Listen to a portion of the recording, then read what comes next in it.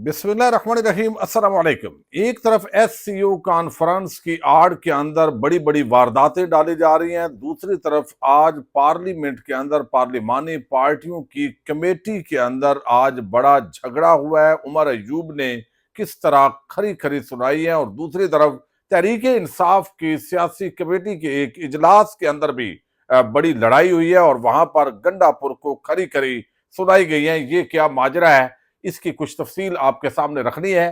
कादी फायद ईसा अगर रिटायर हो जाते हैं और आईनी अदालत का उनको सरबराह नहीं बनाया जाता तो फिर वो पाकिस्तान क्या छोड़ने जा रहे हैं।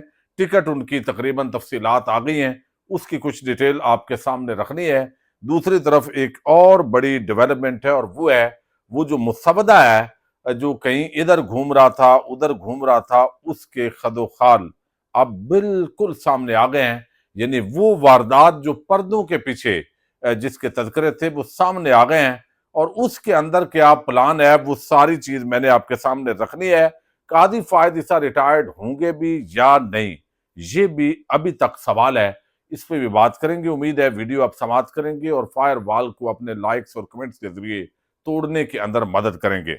इस वक्त हालात ये हैं कि कादी फायद ईसा ने अपने तौर पर दो जुमले नहीं बोले, यानी एहतजाज हो, धरने हो, मुल्क के अंदर बेशक तबाही मच जाए, जमहूरियत जो है उसकी जड़ें उखेड़ दी जाए, आईने पाकिस्तान तोड़ के रद्दी की टोकरी में डाल दिया जाए, लेकिन काजी जो है वो जाने का नाम नहीं ले रहा। वो अभी तक अटका हुआ है कि मैं नहीं जा रहा। अब इसका मतलब तो यही है, 88 दिन कबल कादी फायद ईसा का, जो पहले उमर अता बंदयाल चीफ जस्टिस थे, उनकी रिटायरमेंट से 88 दिन पहले कादी फायद ईसा का जो है वो नोटिफिकेशन हो गया था, और उसके बाद वो अमली तौर पर चीफ जस्टिस थे। और सुप्रीम कोर्ट ऑफ पाकिस्तान के जो दो जजेस आपको इल्म है उसके बाद फारग हुए, उनमें एक जस्टिस नकवी थे और एक जस्टिस एजाज उल एहसन थे। उनमें से एक ने यह बात की कि अमली तौर पर उस नोटिफिकेशन के बाद कादी फायद ईसा अपने आप को चीफ जस्टिस न सिर्फ तसव्वुर करता था, बल्कि हमें इतने खतरात लग रहे थे कि अगर वो किसी को कह देता, यानी उसने आगे, चूंकि बाद में तो समझ आई कि उसने जो आगे खिदमात सर अंजाम देनी थी, कि अगर वो कह देता, उन्होंने इतनी खतरनाक बात की कि किसी जज को उसके साथ ये करना है तो वो भी कर दिया जाता। यानी फिर वो बैठे नहीं प्रैक्टिस एंड प्रोसीजर बिल के तहत, कभी एक एक्टिंग। उस वक्त जो कादी फायद ईसा बगैर केस सुने तनख्वाहें वसूल कर रहे थे, उस वक्त कौमी खजाने पर उनको बोझ नहीं लगा? वो क्यों तनख्वाहें वसूल कर रहे थे जो अभी उन्होंने ये ड्रामेबाजी बगैर की है? अब ये जो मुसवदा सामने आया ना, ये बड़ा अहम है। अब इसके पीछे ये, अच्छा फिर और एक बड़ी बात है, तहरीक इंसाफ जो है मुल्क दुश्मनी कर रही है, एहतजाज नहीं करना चाहिए, एससीओ कॉन्फ्रेंस हो रही है। वो भाई बिलावल जरदारी जब इमरान खान पर अदम एतमाद आया, उसके बाद ओआईसी कॉन्फ्रेंस हो रही थी, तो उस ओआईसी कॉन्फ्रेंस के अंदर यानी पूरी दुनिया से तमाम जो ममालिक हैं, 57 इस्लामी ममालिक, उनकी नुमाइंदगी होने जा रही थी। उस मौके पे बिलावल जरदारी ने कहा कि मैं देखता हूं कि इमरान खान की हुकूमत ओआईसी कॉन्फ्रेंस कैसे करवा लेती है, हम इस कॉन्फ्रेंस को नहीं होने देंगे। यानी ये उनके जो अल्फाज हैं, उन्होंने कहा देखना ओआईसी कैसे होती है। तो क्या ये मुल्क दुश्मनी नहीं थी? क्या ये मुल्क दोस्ती थी उस वक्त? यानी ये बातें करते हैं, ये तो सारा इस तरह की बात कर ही नहीं सकते। अच्छा, दूसरी तरफ जो है वो एक और खबर मैंने आपके सामने रखनी है, और उस खबर का ताल्लुक जो है बुनियादी तौर पे इस मुसवदे के साथ है। अच्छा, पहले तो आप समझें कि ये जो मुसवदा है ये क्या है। 7 अफराद पर मुश्तमिल एक आईनी अदालत बनानी है। सीनियर मोस्ट जो जज है सुप्रीम कोर्ट ऑफ पाकिस्तान का, वो तो अब कादी फायद ईसा है, तो उनको चीफ जस्टिस बनाना है उस अदालत का। ठीक है। अच्छा, ये मुसवदे का एक नुक्ता है। दूसरा, अब इसको अपॉइंट कौन करेगा? हुकूमत अपॉइंट करेगी, लेकिन उसकी अदाकारी और फनकारी क्या है? उसके अंदर जो अरकान डाले गए हैं कि कमेटी होगी, यानी मुसवदे के मुताबिक वजीर कानून, attorney general of Pakistan, bar council, Pakistan bar council का नुमाइंदा भी शामिल होगा वो करने के अंदर। ठीक है जी। अच्छा, दो अरकान लिए जाएंगे, हुकूमत और अपोजिशन के दो अरकान। पूरी अपोजिशन, ये नहीं कि बड़ी पार्टी, नहीं, हुकूमत के भी दो अरकान, पाकिस्तान बार काउंसिल भी गवर्नमेंट का यानी वो इदारा होता है तकरीबन, सुप्रीम कोर्ट बार एसोसिएशन चले वो कभी अपोजिशन का भी हो जाता है, वजीर कानून वो भी हुकूमत का, और दो दो ये अरकान यानी दो सिर्फ अपोजिशन के अमली तौर पे। तो आप यूं समझिए कि 5-8 चले, सुप्रीम कोर्ट का कह लें किसी टाइम ऊपर नीचे हो जाता है, तो 5-3 के साथ वो जिसको चाहेंगे, तो अमली तौर पे वो आप समझें कि वजीर आजम ये अपॉइंट करेगा चीफ जस्टिस। अच्छा, फिर इसके अंदर जो कहा गया है कि चीफ जस्टिस और जजेस के नाम पार्लिमानी कमेटी के जरिए वजीर आजम को दिए जाएंगे, और जज की उम्र 40 साल, 3 साल अदालत जो जज होंगे इसके अंदर, और 10 साल वकालत का तजर्बा लाजमी होगा। जज की बरतरफी के लिए वफाकी आईनी काउंसिल कायम की जाएगी। इसी तरह सूबों में आईनी अदालतें होंगी, और वो उनके खिलाफ अपील जो है वफाकी आईनी अदालत के अंदर होगी। भाई, आईनी अदालत इस वक्त मुल्क का मसला ही नहीं है, ठीक है। अगर आप ये करना चाहें तो फजल रहमान वाली जो पार्टी की एक राय है बड़ी जबरदस्त है, आप ये किया भी जा सकता है आईनी अदालत का, लेकिन असूली तौर पे सुप्रीम कोर्ट होनी ही आईनी अदालत चाहिए, बाकी डिस्प्यूट नीचे हल हो जाना चाहिए, उसके कई फार्मूले हैं। अच्छा, ये सारा फजल रहमान की पार्टी ने वादे किया है कि हम मुश्तरका मुसवदा बनाने की कोशिश करेंगे। श्री रहमान कहती हैं जी फजल रहमान की पार्टी को पता है हमारे पास बंदे पूरे हैं, हमने करवा लेनी है आईनी तरमीम। यानी इतना तकब्बर जमहूरी, यानी कैसा जरदारी टोला जो है पीपल्स पार्टी को किस सतह पे ले आया। अच्छा, दूसरी तरफ 2 इजलास हुए हैं। ये जो 2 इजलास हैं इनके अंदर जो है वो अब एक तो हुआ है आज पार्लिमानी जो पार्टीज हैं उनका इजलास, जिसके अंदर पीटीआई के रहनुमा वो भी शरीक हुए हैं, और वहां पे जो उमर अयूब है उन्होंने खरी खरी सुनाई है पीपल्स पार्टी नून लीग को। जब 15 अक्टूबर के एहतजाज के हवाले से उन्होंने बताया तो उन्होंने कहा है कि आपने हमारे साथ ये ज्यादतियां की, गिरफ्तार करवाया, अंधेर नगरी है, आपको उस वक्त शर्म नहीं आती? आपको यहाँ पे आपको महसूस होता है यहाँ जमहूरियत आपको याद आ रही है? तहरीक इंसाफ एहतजाज करने जा रही है, आप जो है वो यहाँ पे अदलिया को आपने तबाह कर दिया, इदारों को आपने तबाह कर दिया। तो ये बातें रिपोर्ट हुई हैं कि उन्होंने वहां ठीक ठाक जो है वो तलखी हुई है वहां पे जो है उन रहनुमाओं के साथ, फिर एक दूसरे के साथ वो जैसे हाथापाई तक तो नहीं पहुंचा, लेकिन एक जज्बाती किस्म का जो माहौल है वो हुआ है। दूसरा जो इजलास है वो तहरीक इंसाफ का अपना सियासी कमेटी का इजलास है। अब तहरीक इंसाफ ने अगरचे 15 अक्टूबर को एहतजाज की कॉल दे दी है, लेकिन इस वक्त भी तहरीक इंसाफ के अंदर इस पर शदीद इख्तलाफ है।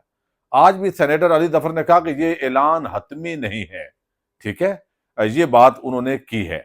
अच्छा, अब अली अमीन गंडापुर और कुछ लोग ये एहतजाज के हक में नहीं है, और बहुत सारे तहरीक इंसाफ के अंदर लोग हैं जो अब भी अली अमीन गंडापुर को मशकूक नजरों से देख रहे हैं।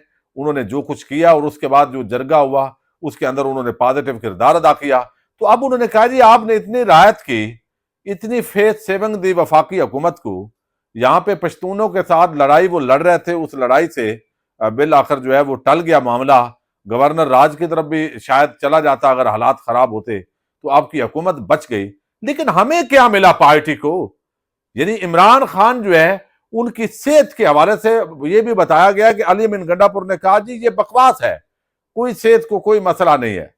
लेकिन उन्होंने कहा भाई मिला दें, आप उन्हें कहें जो है वो मुलाकात हो जाए किसी की, और हमें जो तशवीश है वो तशवीश खत्म हो, ताकि अंदाजा हो कि इमरान खान सही कंडीशन में है, तो कोई मसला नहीं, हमने जरूर कोई अभी एहतजाज करना है, हम SCO इजलास जो है वो इजलास के बाद कर लेंगे। तो वहां ठीक ठाक अली अमीन गंडापुर जो है उसके साथ गर्मा गर्मी हुई है, और अब तहरीक इंसाफ का जो एहतजाज होगा उसमें अली अमीन गंडापुर मजबूरन शिरकत कर सकते हैं, ये आप कह सकते हैं, लेकिन उनकी इसके अंदर बिल्कुल जो है वो इरादा नहीं है। यही वजह है अभी तक उनका कोई मैसेज इस पे नहीं आया।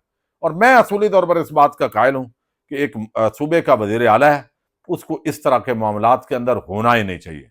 ये सियासी जमात का काम है, सरकारी वसाइल इस्तेमाल किए बगैर जो है उनको ये करना चाहिए। वो मूवमेंट अगर कर सकते हैं तो अवाम के अंदर भी जो है वो इस वक्त तक कंफ्यूजन है कि ये होगा नहीं होगा, या सिर्फ प्रेशर टैक्टिक्स के तौर पे यूज हुआ है।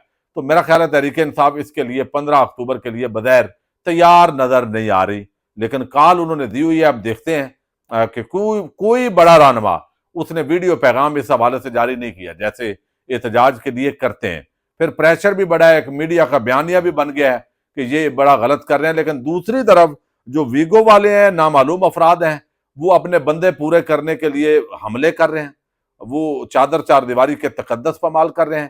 کوئی ایک ان میں سے جو نون لیگی اور پیپلز پارٹی کے قریبی صحافت میں بے شرم ترین لوگ ہیں، ایک نے بھی اس کا نہیں کہا کہ آپ بھی تو روک دیں یہ 2 نمبری، یہ ڈاکہ روک دیں، یہ ظلم روک دیں، اس پہ نہیں کہا۔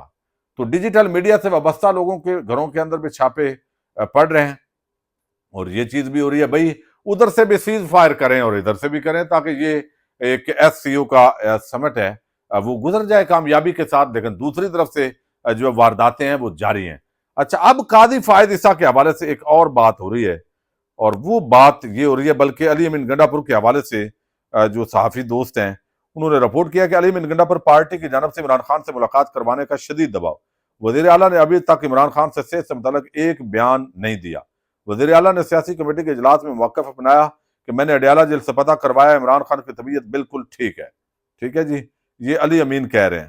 علی امین جو ہے وہ کہتے ہیں سیاسی کمیٹی کے اجلاس میں علی امین نے عمران خان کی صحت سے متعلق خدشات کو رد کرتے ہوئے سب کچھ بکواس قرار دے دیا۔ رات گئے اجلاس کے اندر شدید بدتمیزی ہوئی ہے۔ یہ تحریک انصاف کے اجلاس کی جو اندرونی کہانی ہے وہ سامنے آ رہی ہے۔ اچھا، اب قاضی فائد عیسیٰ جو ہے وہ ریٹائر ہوں گے تو کہاں ہوں گے؟ ایک تو ان کی ریٹائرمنٹ کی ڈیٹ سے 2-3 دن بعد ان کا بیرون ملک کا سفر ہے۔ اس تناظر میں یہ بات کی جا رہی ہے کہ اگر وہ آئینی عدالت کے سربراہ نہیں بن سکتے ابھی بھی، یعنی آپ یہ دیکھیے کہ حکومت کی پوری کوشش ہے اگر وہ ریٹائرڈ ہو جائیں، جسٹس جو ہے وہ منصور علی شاہ ان کا نوٹیفکیشن ہو بھی جائے تو اس کے بعد بھی قاضی صاحب جو ہے ان کو ری اپوائنٹ کرنا ہے ہم نے آئینی عدالت کے اندر، چونکہ ہمارا جو ایجنڈا ہے اور اس حکومت کا برقرار رہنا وہ قاضی صاحب کے مرہون منت ہے۔ تو یہ ابھی بے شک نوٹیفکیشن ہو بھی جائے تو بھی قاضی صاحب کی ضرورت ہے، اور اگر یہ نہیں ہوتا تو قاضی صاحب پھر ہو سکتا ہے کہ بیرون ملک پکے شفٹ ہو جائیں، چونکہ ان کی اہلیہ پہلے ہی ڈوئل نیشنل ہے، ڈبل نیشنلٹی ہے ان کے پاس اسپین کی، جس طرح کہا جاتا ہے، اور بلکہ وہ چیزیں سامنے بھی آئی، ان کا نام بھی ادھر اور ہے۔ قاضی صاحب بھی نام ادھر بدل لیں گے اور اپنی زندگی ادھر ہی گزار لیں گے۔ پاکستان ویسے بھی ان کے لیے گٹر ہے، وہ انہوں نے چیف جسٹس بننے سے پہلے ہی کہہ دیا تھا، اور شاید اب وہ اس گٹر کے اندر زیادہ نہ رہیں، اور اگر وہ آئینی عدالت کے سربراہ بن گئے تو پھر جو ہے وہ ابھی جو ہے وہ برقرار رہیں گے۔ کم از کم عمران خان کی حکومت جب آئے گی تو مجھے نہیں لگتا کہ قاضی صاحب اس ملک میں رہیں، اور دوسرا نواز شریف اس کے لیے بھی شاید پاکستان میں رہنا مشکل ہو۔